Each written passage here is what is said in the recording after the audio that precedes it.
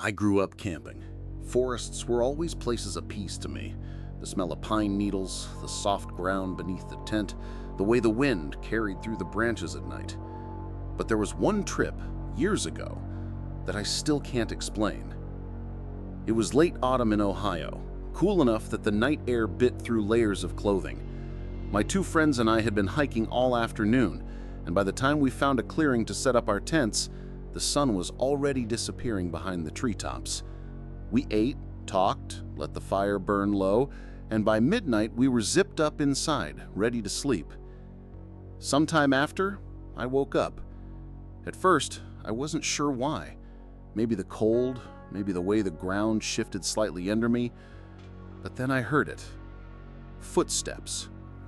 At first, they were faint, just the crunch of leaves being pressed into the dirt. But the longer I lay still, the clearer they became.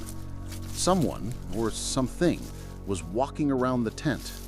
Slow, measured, circling.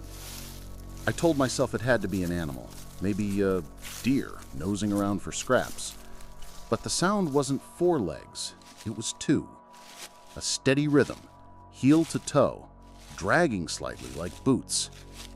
The steps drew closer. I whispered my friend's name, and she stirred awake. I didn't need to say anything else. The look on her face told me she heard it too. Then the breathing started.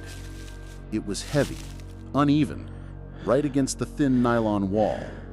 I felt the tent fabric tremble, like someone was leaning on it, exhaling directly into the material. My heart pounded so hard I thought whoever was outside would hear it. We didn't move. We didn't unzip the tent door.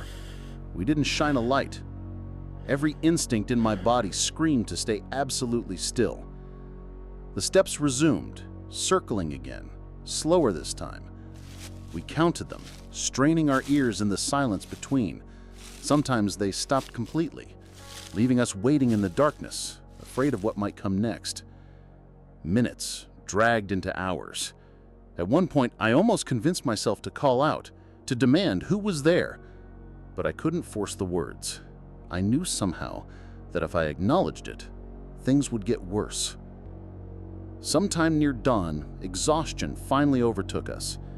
When the sunlight woke me, it felt like the nightmare had ended, but outside, there was nothing. The ground was damp from morning dew, soft enough that even a rabbit would have left prints. But all around the tent, there was no sign, not a footprint, not a broken twig, not a trace that anyone or anything had walked there at all. To this day, I can still hear that breathing if I think too hard about it.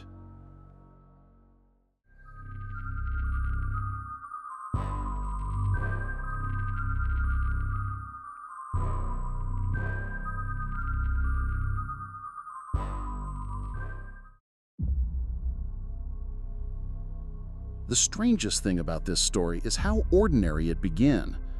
I was camping in Washington State, alone, on a flat stretch of ground beneath tall pines. I'd hiked the area before and knew the land well. The nearest creek was a quarter-mile downhill. That night, the air was calm, crisp. I lay in my tent reading by flashlight until my eyes grew heavy. Then I turned it off and let the forest take over. But soon, I began to hear something odd. Water. At first it was faint, like the trickle of a brook somewhere in the distance.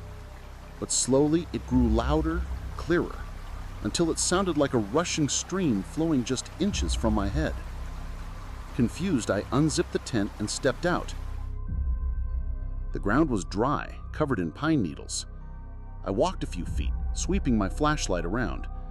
No water, no puddles, nothing. The sound was gone. Relieved, I climbed back inside. Minutes later, it returned. Louder this time, rushing past my ears as if the tent was pitched on the banks of a river that didn't exist. I pressed my hands to the ground, dry, solid. But the sound continued, filling my head, drowning out every other noise. Then came the movements. Small, deliberate rustles in the brush around the tent. Something was circling me, shifting the leaves, stepping lightly as if it didn't want to be noticed. The sound of the phantom stream and the circling movement blended into a nightmare symphony that lasted until the first gray light of morning. When I finally emerged, the forest was silent. I walked the perimeter. The soil was untouched. No tracks, no water, nothing. Sometimes I think I was hearing something from another place, something I was never meant to hear.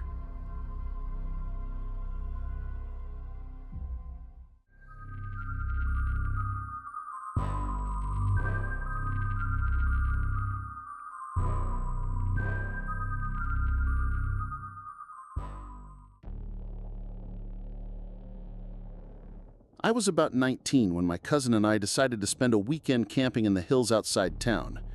We chose a small clearing far from any marked campsite. The idea was to get away from everything. No lights, no noise, no other people. Just the two of us and the stars. That night, we sat by the fire until the wood burned down to glowing embers. We talked quietly, watching the silhouettes of trees shift in the breeze. When we finally crawled into our tent, it felt like the forest itself was tucking us in.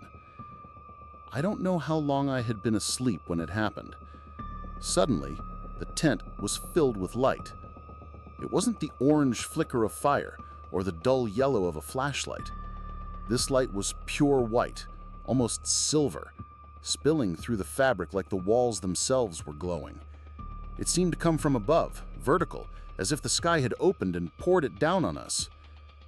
I sat frozen, every nerve in my body screaming to move but unable to. My cousin clutched my arm so tightly I thought she'd cut off my circulation. Then the footsteps began. They were slow, deliberate, pacing around the tent. Not random, not aimless. It was like someone, or something, was measuring the ground, circling, waiting. I wanted to unzip the tent, but my body refused. My jaw was locked. My chest felt like it was full of ice. All we could do was listen as the steps drew closer, pausing sometimes right beside our heads before resuming. Then just like that, the light vanished. The silence that followed was almost worse than the sound itself. Even the crickets had stopped. The entire forest felt dead, as if everything was holding its breath. When I finally dared to check my watch, my stomach turned. We had gone to bed around midnight, but somehow it was nearly 4 a.m. Neither of us remembered those missing hours. No dreams, no time passing. Just the glow, the footsteps, then nothing. In the morning, we packed up without a word. On the drive home, my cousin whispered, "We lost time, didn't we?" I nodded. We never spoke of it again. Even now, more than a decade later, I can't explain what happened. But every time I think of that light, my skin crawls, and I wonder, what happened in those hours we can't remember?